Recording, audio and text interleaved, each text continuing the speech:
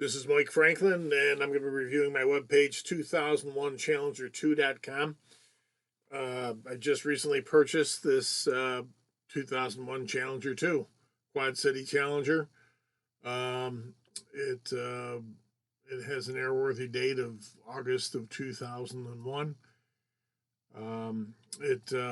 This will be my second project. My first was a Piper Colt 1962.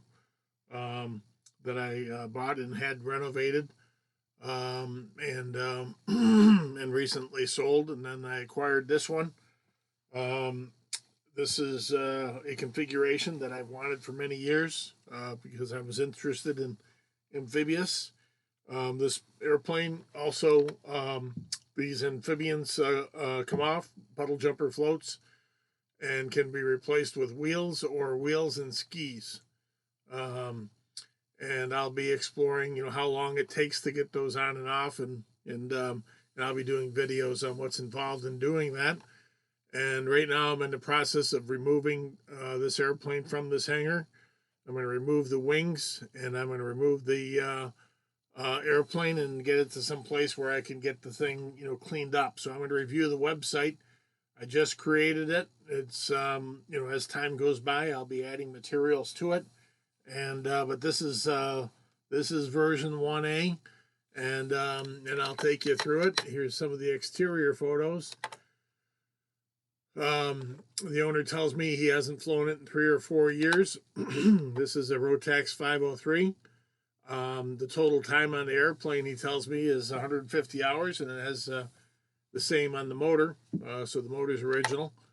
And so it's been covered all these years, but it has been opened. Their new birds do get in here, and of course they pooped on the wings and everything, and quite a bit got in the interior as well. So I'm gonna have to clean all that up. And here's a rear view. Let's see, what more is there to say about it?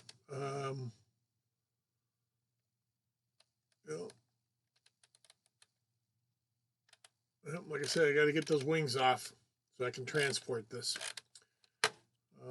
Here's some interior photos. This is what the dash looked like quite a few years ago. And this is what it looks like now. Spiders and birds. So we're going to have to clean that up. The owner says it was operational when, when he last flew it.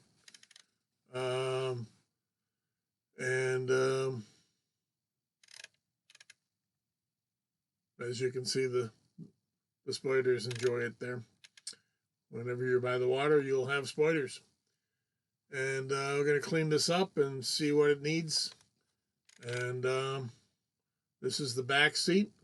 It has a stick and rudder in the back. And if you look here, these are foot pedals for the rudder for the back seat person.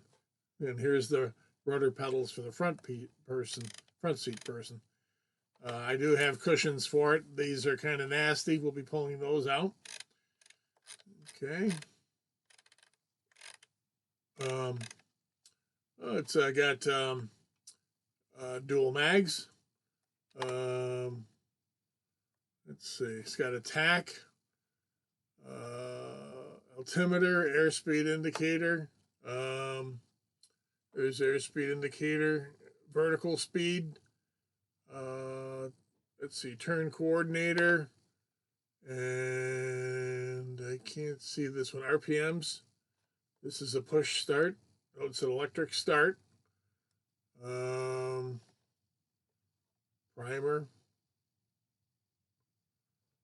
Yep.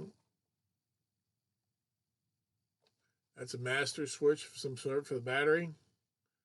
I haven't established what this is. That could be attitude. I'm not sure.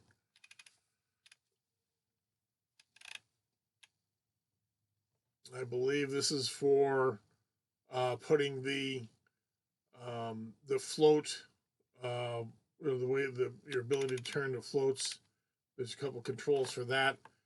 Yeah, it's got these locking mechanisms for the wheels. There's one on each side for the wheels that are inside the floats. Doesn't appear to have any throttle for the back seat with if he's going to be piloting. I suppose that's something I could put in, but I doubt that I would. Let's see. I've got a little video tab. I haven't put any videos up yet, but I will be. In fact, I'm going to put this in there. Some photos of the engine itself. Like I say, it's a 503 Rotax. Supposedly 150 hours. It originally had a wood prop, but they replaced that with this. We'll be going through this motor, see what, because it's been sitting for a while, see what it needs. Probably redo a lot of this wiring, exhaust. We're going to get the thing going, get it operational, and see what it needs. And I'll be documenting that entire process. Okay, under the logs data, here's a pre-flight checklist. I have here's a parts list from the manufacturer, and you can still buy all this stuff, all these different parts. So it's good information.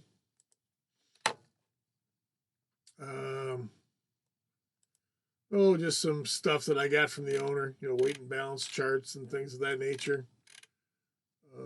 What's this? A to-do list.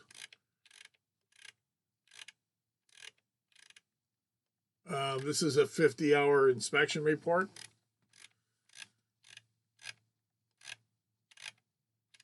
And more weight and balance stuff. Here's some of the original documentation from when he built it. The person I bought it from is the person who built it. It was a dealer. Let's see. There's some documentation of the FAA and the registration information, more price lists and stuff like that. Let's see here.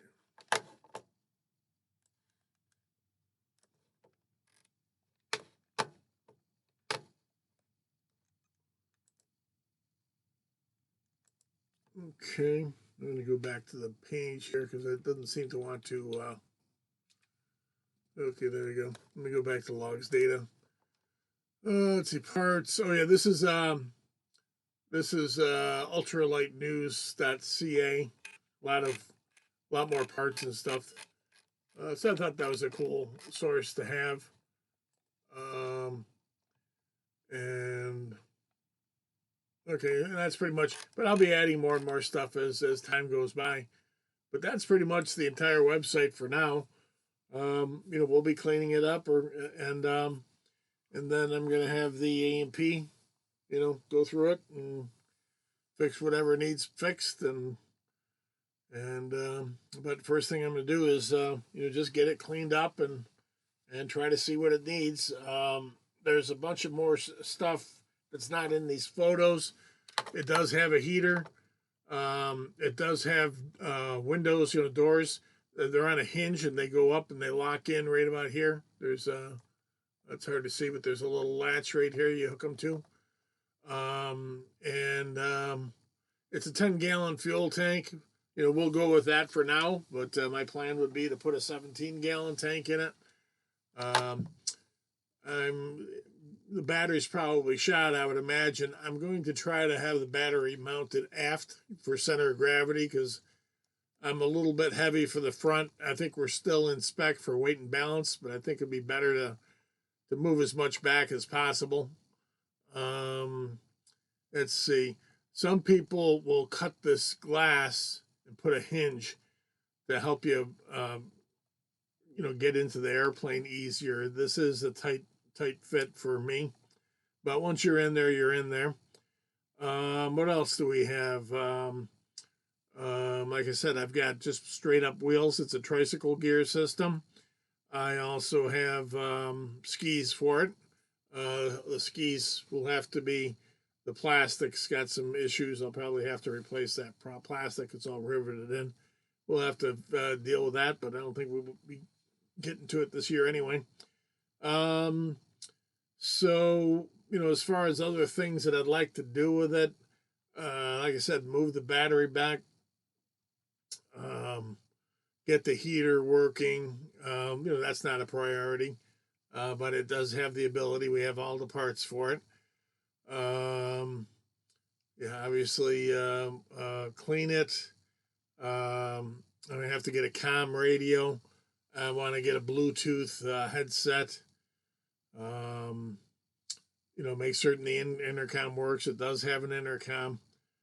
Yeah, I want to make certain I have a proper comm radio. I'll probably put in ADSB in. Probably not ADSB out. I don't think it's necessary. What else am I going to add to it? And we're going to go through the motor and make certain that's right. And just get the thing in order. Initially, I'm going to take it off the floats and put it on wheels. And we'll probably have to do some work on the tires because they've been sitting, and so they'll probably have to be replaced. But I'll put it on tricycle gear, and I'll get some get used to the airplane flying it around the pattern. After we get the basics worked out, and then we can work on the enhancements. But we'll do just the basics and make certain the thing is airworthy, and then we'll make a little prioritized list of what kind of capital improvements we want to make to the airplane. But it was flying fine 4 years ago, and if the if the motor's good, that's great. Continue with it. But if there's any issues with it, we'll replace it with a 582 Rotax. The more horsepower. The one that's on it is 52 horsepower. Put a 65 horsepower on it. And definitely need extra fuel if we put that on there. Going to have to redo the exhaust, so we'll hold on to the exhaust until we make certain the motor's good, and whether or not we need to swap out the entire motor, and we'll be making a list to see what else it needs. But anyway, this is 2001Challenger2.com, and that is the status as of February 27, 2022. Thank you.